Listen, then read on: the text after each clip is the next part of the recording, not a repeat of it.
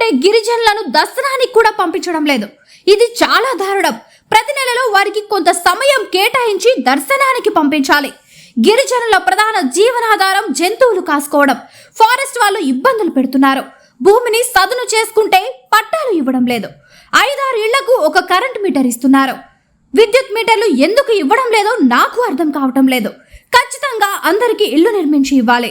దేవస్థానం పరిధిలో 1800 మంది విధులు నిర్వహిస్తుంటే అందులో గిరిజనులు 140 మంది మాత్రమే. వీరికి తీవ్ర అన్యాయం జరుగుతోంది.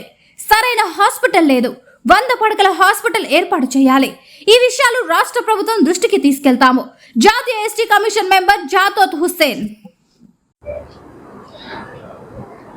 మీరు చెప్పిన దాంట్లో ముమ్మాటికి వాస్తవం అనేది అర్థమైందండి. అది ఎస్టీ ఎస్సీలు అంటే ఎవరు అడగలేరు, ఎవరు చేయలేరు. కొంచెం సంపన్నులు అయితే వాళ్ళు అడుగుతారు, కావాలంటే రూపాయి ఇవ్వగలుగుతారు, లేదంటే రికమెండేషన్ చేయగలుగుతారు. వీళ్ళు రికమెండేషన్ కోసం ఎక్కడ పోవాలో కూడా తెలియదు. వీళ్ళకి వెనుకబడిన వాళ్ళ వాళ్ళ స్వార్థాల కోసం చేసుకుంటా గరీబులను ఇబ్బంది పెడుతున్నారు అనేది ఇది వాస్తవం. దానికోసమే ఈ కమిషన్ ఈడికి వచ్చింది. వాళ్ళు రావడం కూడా కొన్ని కంప్లైంట్ రావడం జరిగింది. ఆ కంప్లైంట్లలో వివరణ కావాలని వాళ్ళకి కోరడం కూడా జరిగింది. అది ఖచ్చితంగా వాళ్ళ న్యాయం చేసే బాధ్యత నాది, ఈ కమిషన్ది. అలాగే రేపు టీటీడీ కూడా ఉంది. రేపు 16వ తారీఖు టీటీడీ కూడా పోతున్నాం. మాకు ప్రతి దాంట్లో ఎస్టీకి ఈ దేశంలో కల్పించిన హక్కు అది ఎస్టీ ఎస్సీకి. కాబట్టి హక్కులు కాలయాపన కాకుండా వాళ్ళకి ఇబ్బంది కాకుండా జరిగే బాధ్యత మాది. కాబట్టి ఖచ్చితంగా వాళ్ళకి న్యాయం జరిగే పని మాత్రం చేస్తాం. ఖచ్చితంగా మీరు అన్నది చాలా వాస్తవం అనేది. కొంత పేపర్ చూశారు. దాదాపు 1800 మంది ఎంప్లాయ్మెంట్ ఉంది కదా, ప్రైవేట్, డైరెక్ట్, ఇండైరెక్ట్, కాంట్రాక్ట్ జాబ్తో సహా. కానీ దాదాపు 140 జాబ్ల వరకే ఇచ్చారని చెప్పారు. కానీ ఇది ట్రైబల్ ఏరియా. ఈడ దాదాపు మొత్తం జాబులు ఎవరికి ఇవ్వాలి? ఆల్మోస్ట్ ఎక్కువ వెనుకబడిన వాళ్ళకి ఇవ్వాలి. అది ఇవ్వలేదు. ఖచ్చితంగా ఇవ్వాలని డైరెక్షన్ ఇవ్వడం జరిగింది. మ్యాక్సిమం ఏం జాబ్ వచ్చేది అనేది ఇవాళ హాలిడే కాబట్టి ఈ డైరెక్షన్ మొత్తం డీటెయిల్స్ ఇచ్చి ఇవ్వమన్నాను. కాంట్రాక్ట్లో కూడా వాళ్ళకే ఎక్కువ ఇవ్వాలి. కాంట్రాక్టర్ కూడా దాంట్లో ఉండాలి రిజర్వేషన్ అని ఆల్రెడీ చెప్పడం. కొంత నిర్లక్ష్యంగా కొంత 7-8 మందిని తీసేయడం జరిగిందని కొంత కంప్లైంట్స్ వస్తే అవి కూడా మాట్లాడడం జరిగింది. మళ్ళీ వాళ్ళు తీసుకుంటానని ఆల్రెడీ చెప్పడం కూడా జరిగింది. ఇదే కాదు, ఇంకా మిగతా విషయాలు కూడా ఎంత వచ్చింది, డబ్బులు ఎలా ఖర్చు పెడుతున్నారు, ఎవరికి ఖర్చు పెడుతున్నారు డీటెయిల్స్ కూడా అడగడం జరిగింది. అది కూడా వస్తాయండి. దర్శనానికి రావడం, అందులో మా సెక్రటరీ గారు, డైరెక్టర్ గారు అండ్ మాకు దర్శించుకునే భాగ్యం కలిగించిన మా మల్లికార్జున స్వామి గారికి ప్రత్యేకంగా, అలాగే మా మీడియా మిత్రులు ఎస్పెషల్లీ, మేము ఏం చేసినా, ఎవరు వచ్చినా ఎవరు పోయినా ప్రజలకు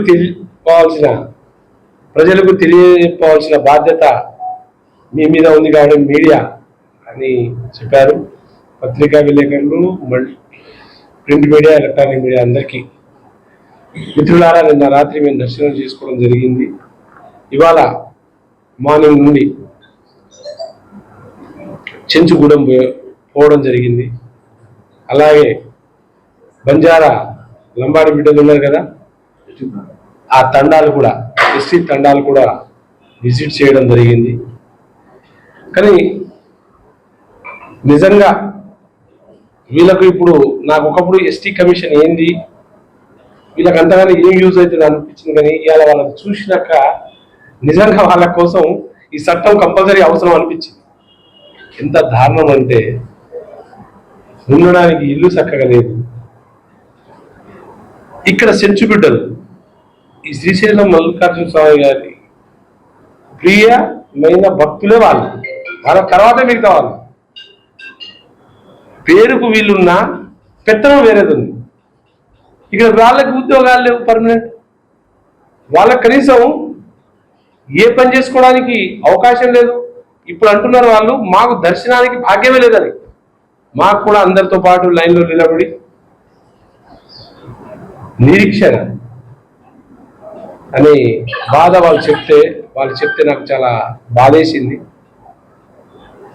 దర్శనం వాళ్ళకు ఎవ్రీ మంత్ కంపల్సరీ 1 or 2 ఖచ్చితంగా ఇప్పియాలి. ఈ డైరెక్షన్ ఆల్రెడీ మేము ఈఓ గారికి ఇప్పుడు ఆల్రెడీ సర్క్యులర్ ఇప్పుడు అన్ని మూమెంట్ రాసుకుంటూ పోతున్నాం. ఇండ్లు లేవు, ప్రత్యేకంగా ఐటీడీఏ వాళ్ళ కోసమే ఐటీడీఏ పిఓ వాళ్ళ కోసమే ఐటీడీఏ ఫండ్ ఉంది. ఈ దేశంలో ఉన్న ఎస్టీ ఎస్సీకి మొదటి ప్రాధాన్యత ఇవ్వాలని ఒక చట్టమే చెప్తుంది. దాని రూల్స్ అండ్ రెగ్యులేషన్స్ దానికి వర్తించాలని చెప్పినా కొన్ని బేఖాతరు, కొన్ని ఇబ్బందులు జరిగినాయి. కొన్ని మా దగ్గర మా ద్వారా వాటర్ లేదని, ఇల్లు లేవని, ఉద్యోగాలు లేవని, కనీసం మేము మా జాతి గుడ్లు కాసుకునే జాతి, మా గుడ్లు కాసుకోవడానికి కూడా ఫారెస్ట్ డిపార్ట్మెంట్ అడ్డం పడుతున్నారని, మేము దున్నుకున్న భూమికి పట్టాలు లేవని, ఇలా అనేక సమస్యలు మా కమిషన్కి రావడం జరిగింది. దీంట్లో అప్పటికప్పుడు కొంతమంది అయితే మీటర్లు లేవని, దేవస్థానం వాళ్ళ జగా మీరు ఉండొచ్చు కానీ మీటర్ తీయాలంటే వాళ్ళు ఉంటున్నప్పుడు వాళ్ళకి ఖచ్చితంగా మీటర్ ఉండాలి, లేదంటే వాళ్ళకి ల్యాండ్ ఇవ్వాలి. దేవస్థానం ల్యాండ్ అయితే మాత్రం దేవస్థానం ఉత్తరం పెట్టుకుంటుందా? ఇక్కడ బతుకుతున్న వాళ్ళకి అన్ని చూసుకోవాలి కదా. దేవస్థానం వచ్చిన ఫండ్స్ అన్ని ఏం చేస్తున్నారు? మరి ఫండ్స్ ఇక్కడ ఉన్న వాళ్ళకి ముందు ప్రాధాన్యత ఇచ్చి వాళ్ళదే కదా కాపాడాలా. ఇలా అన్ని సమస్యలు మేము కొంత మా దృష్టికి రావడం జరిగింది. కానీ బాధాకరం విషయం ఏంటంటే పాపం వీళ్ళకు చదువుకున్న విద్యార్థులకే కాదు, గరీబులకే అయితే తెలియదు. ఒక ఐఏఎస్ ఐపీఎస్ అధికారికి మాత్రమే ఈ కమిషన్ ఏందో తెలుసు. మిగతా వాళ్ళకి ఎవరికి కూడా ఈ కమిషన్ పట్ల అవగాహన లేకపోవడం కొంచెం బాధాకరం. లోకల్ గవర్నమెంట్, లోకల్లో ఉన్న అధికారులు వాళ్ళకు చెప్పాల్సిన బాధ్యత ఉంది. అది కొంత లేకపోవడం వాళ్ళకు కొంచెం ఇబ్బందికరంగా అనేది నాకు అనిపించింది. కాబట్టి ఇవాళ వచ్చిన కొన్ని ఈఓ గారితో కొంత మాట్లాడడం జరిగింది, కొన్ని సమస్యలు. అలాగే ఇక్కడ దాదాపు 50,000 పాపులేషన్ ఉంది ఈ మండలం కింద. కానీ ఈ మండలంలో సరైన సదుపాయం, వైద్య సదుపాయం లేదంట. ఏమైనా జరిగితే ఇటు 100 అటు 100 కిలోమీటర్లే. అంటే ఏదైనా ఒక 100 పడకల ఆసుపత్రి కూడా లేదని మా దృష్టికి రావడం జరిగింది. ఎందుకంటే ఇక్కడ డ్యామ్ ఉంది, ఏమైనా డ్యామేజ్ అయ్యే ఛాన్సెస్ ఉంటాయి. రోడ్డు మార్గంలో వచ్చే యాత్రికులు ఉంటారు, దాదాపు రోజుకు 20,000-30,000 మంది విజిట్ చేస్తూనే ఉంటారు, ఏదో ఒకటి జరుగుతుంది. మరి వాళ్ళకు సరైన ఇక్కడ ఉన్న శ్రీవత్సల దేవస్థానం వాళ్ళ దగ్గర సరైన సదుపాయం లేదు, లేదా ఇక్కడ స్టేట్ గవర్నమెంట్ ఆసుపత్రులు, పల్లె దవాఖానాలని, ఆయుష్మాన్ భారత్ అని ఎన్నో ఆసుపత్రుల కోసం నిధులు ఇస్తున్న సెంట్రల్ గవర్నమెంట్. కానీ ఇవన్నీ ఏం జరుగుతున్నాయని తెలుసుకోవడం, ఇక్కడ నుండి ఖచ్చితంగా ఈ 2 నెలలు 3 నెలలు ఖచ్చితంగా విజిట్ చేస్తాను. ఖచ్చితంగా ఇక్కడ 100 పడకల ఆసుపత్రి కావాలని మీ ఇక్కడ ఉన్న గవర్నమెంట్కి సిఫార్సు. మేము కూడా మళ్ళీ సెంట్రల్ గవర్నమెంట్కి రిపోర్ట్స్ మా మేడం వాళ్ళందరూ నోట్ చేస్తూనే ఉన్నారు, ఇవి కూడా చేయిస్తాను.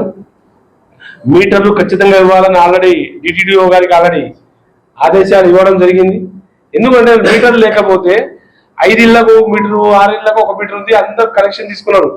వాళ్ళు 300-400 యూనిట్లు పోగానే వాళ్ళకి ఏమైతుంది, డబ్బులు కడితే డబ్బు ఉన్న వాళ్ళని చెప్పేసి ఇక్కడ వాళ్ళు వాళ్ళ మెన్షన్స్ కట్ అయిపోతున్నాయి. కాబట్టి ఉన్న వాళ్ళందరికీ మీటర్ ఇవ్వాలి, పక్కా ఇల్లు కట్టియాలా, వాళ్ళకి జగ చూపించాలా. ఇవన్నీ బాధ్యతలు ప్రభుత్వం నేను ప్రజల కోసం చేసేదే ప్రభుత్వాలు. కాబట్టి వాళ్ళకి అన్ని పనిచేయాలని ఇవన్నీ ఐడెంటిఫై చేసుకుంటూ తిరుగుతున్నాను. చూద్దాం రాబోయే కాలంలో ఖచ్చితంగా వీళ్ళకి కొన్ని సమస్యలు. ఒక స్కూల్కి వెళ్ళాను, స్కూల్స్లో ఇప్పటికి కంప్యూటర్ ల్యాబే లేదంట. మరి 10th ఇప్పుడున్న జనరేషన్ మొత్తం కంప్యూటర్ యుగం. వాళ్ళకి ఈ ఆటికి 10th వరకు వాళ్ళకి కనీసం కంప్యూటర్ మీద అవగాహన లేకపోతే రాబోయే కాలం ఇక్కడున్న మారుమూల ప్రాంతాల్లో ఉన్న బిడ్డల పరిస్థితి, వాళ్ళకి ఆడుకోవడానికి పాడుకోవడానికి స్పోర్ట్సే లేదు, ఏ సదుపాయం లేదు. ఇట్లాంటివన్నీ మేము ఐడెంటిఫై చేసినాం. ఏ డిపార్ట్మెంట్ కన్సల్ట్ డిపార్ట్మెంట్ ఉందో ఆ డిపార్ట్మెంట్కి నోటీసులు వెళ్తాయి. VVD న్యూస్ టీవీని తక్షణమే సబ్స్క్రైబ్ చేసుకోండి. నోటిఫికేషన్ కోసం బెల్ ఐకాన్ క్లిక్ చేయండి. మరిన్ని అప్డేట్స్ కోసం ప్రతి ఒక్క కుటుంబానికి ఉచిత ప్రకటనలు వచ్చే విధంగా మీకోసం మీ ముందుకు వివిధ న్యూస్ టీవీని ఏపీ ఫైబర్ నందు 99వ ఛానల్ మరియు యూట్యూబ్ నందు వీక్షించెదరు.